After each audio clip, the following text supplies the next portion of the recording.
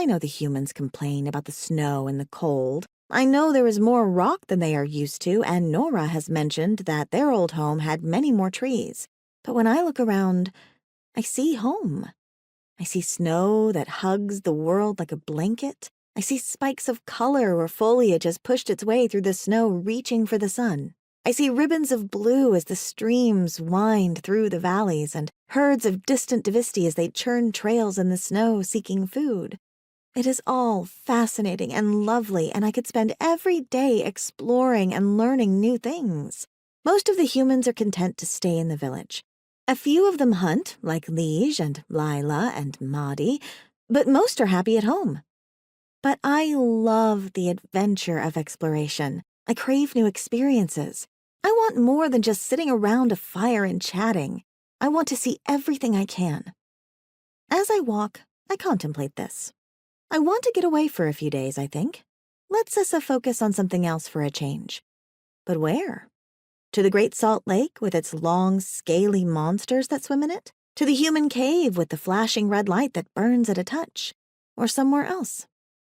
I think of Harlow and what she would like. She likes plants better than meat, I think.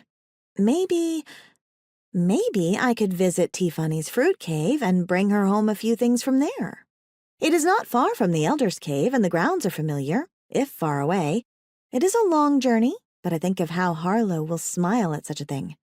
And I set off in that direction, Chompy chewing as he moves beside me. He likes the fruit, too. And maybe, when we are there, we can see if the Elder's Cave is still tipped over. All afternoon, I hike in that direction. The plants thin out atop the ridges, so I descend the cliffs and walk in the valleys with Chompy. There are snowcats around and other divisti herds, and I see the shadow of the occasional skyclaw, but they do not concern me. I am much larger than any of the small humans, and it will not bother me, and Chompy is far too fat to worry about the scrawny snowcats. When the suns begin to move lower in the skies, I eat a few bites of the dried meat my mother sent along and contemplate where I shall sleep. There are 200 caves close to me. One is but a short walk from here, but it is tiny and ill-suited for both Saqui female and divisti, and I will have to smell Chompy make wind all night. Better to continue to the farther cave, which is larger, but it means journeying after dark. I shrug off any concern. It is the bitter season, and I am strong.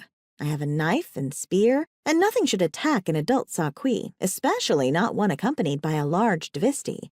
It will be fine. But when I cross the next ridge, I see something different. At first, I think it is my eyes playing tricks on me. A flash of light, and then it is gone. I squint up at the skies, my hand to my brow as I gaze at the clouds.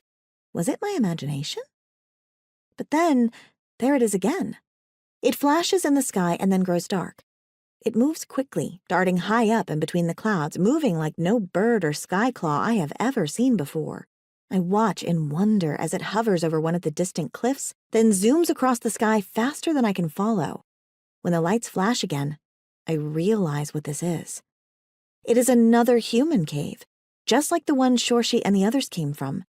We have visitors from the stars.